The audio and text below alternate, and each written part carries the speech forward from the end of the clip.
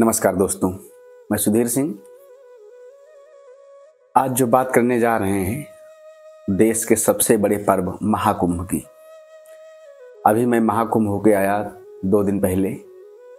तो जो लोग महाकुंभ जा रहे हैं या जो जाने वाले हैं इस महापर्व में, वो किन खास बातों का ध्यान रखें कि वहाँ जाएं तो ऐसा तो नहीं कि जा रहे हैं पुण्य कमाने पाप धोने और उल्टा पाप लाद के ले आए। ये सब चीज़ें जानना बहुत ज़रूरी है। बहुत परिवार हैं जो अपने फैमिली के साथ ही जा रहे हैं, पति पत्नी जा रहे हैं, माँ बाप के साथ जा रहे हैं, भाई के साथ जा रहे हैं। तो ऐसे पवित्र स्थान पे जाने के पहले सबसे पहले तो आपको इस खास बात का ध्यान रखना चाहिए कि आपस में जो मनमुटाव है, झगड़ा है, वो ख़त्म कर देना चाहिए। वहाँ आप गए और फिर छोटी बात पे वहीं झगड़ा कर लिए अपनी धर्म पत्नी जी से, फिर क्या ही कह रह गया महाकुंभ में स्नान। दूसरा, अगर आप कुंभ जा रहे हैं तो पहले अगर जहाँ होटल में रुक रहे हैं, कहीं रुक रहे हैं, पहले स्वच्छ पानी से आप स्नान कर लीजिए।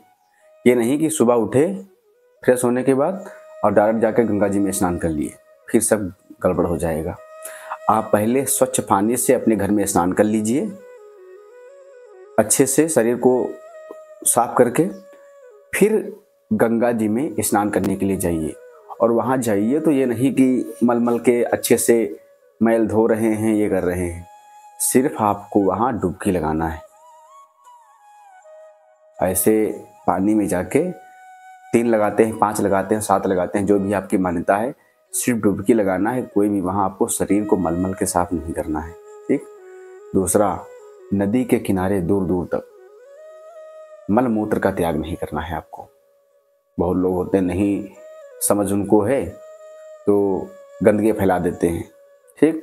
अगर आपका छोटा बच्चा भी है तो उसको भी समझा, घर से फ्रेश करा के ले जाओ, बेटा बाथरूम कर लो, वहाँ पर नहीं करते हैं, है ना। बहुत लोग छोटे बच्चों के साथ जा रहे हैं, अच्छी बात है, फैमिली के साथ जाना चाहिए, मगर इन सब बातों का खास ख्याल रखना चाहिए। अगली बात, अगर आप कुंभ जा रहे हैं तो उसमें बहुत सारे आपको रास्ते में वृद्ध लोग जाते हुए मिलेंगे, बहुत असहाय लोग जाते हुए मिलेंगे। उनकी जितनी हर संभव मदद हो सके वो आप करने का प्रयास करिए।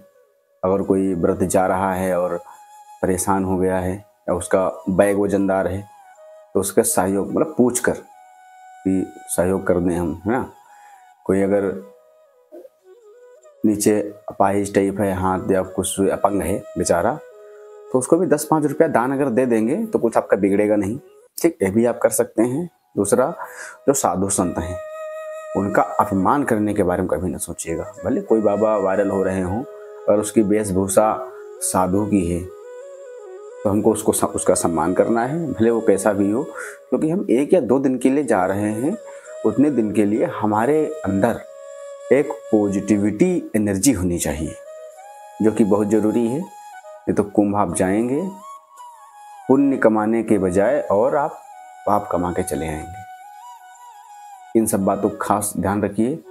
और जब वहाँ आप जाएंगे तो एक बहुत ही अलग अनुभव होगा आपको। जैसे कि जब देश में चुनाव होते हैं, हिंदू में ही कितनी जातियाँ हैं, दलित हैं, ये शूद्र हैं, ये क्षत्रिय हैं, ये ब्राह्मण हैं, इनकी ये वोट है, ये इस जाति के हैं, ये है।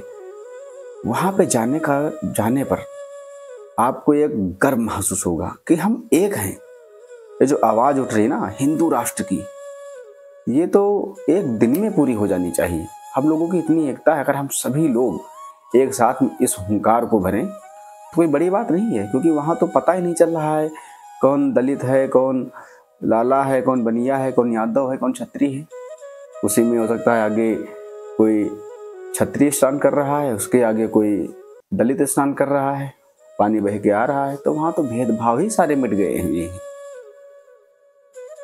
इतना अनुपम दृश्य है, अनुपम आपको अनुभव होगा, गर्व महसूस होगा। इन शक्ति वहाँ पर भरी हुई है कि अद्भुत है, अलौकिक है। तो आप सभी लोग कुंभ अगर जा रहे हैं तो इन सभी बातों का ध्यान रखिए। धन्यवाद। हर हर महादेव।